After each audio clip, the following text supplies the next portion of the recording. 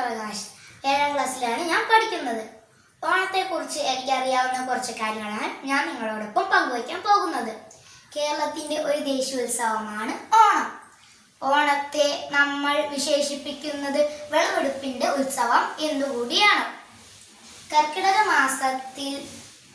മാസം കഴിഞ്ഞതിന് ശേഷം മാനം തെളിയുന്ന ചിങ്ങത്തിലാണ് ഓണം വരുന്നത്.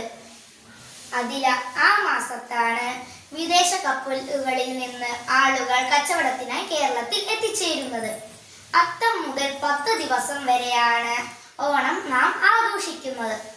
ആദ്യത്തെ ദിനം മഞ്ഞപ്പൂ കൊണ്ടാണ് നാം പൂക്കളം ഒരുക്കുന്നത്. രണ്ടാമത്തെ ദിനം 2 പൂക്കൾ കൊണ്ടാണ് പൂക്കളം ഒരുക്കുന്നത്.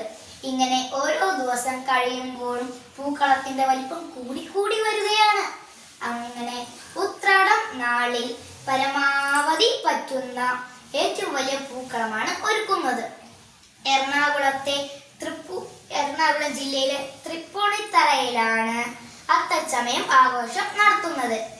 ഓണം മലയാളികളുടെ ഒരു സമ്പൽ സമൃദ്ധിയുടെ ആഘോഷമാണ്.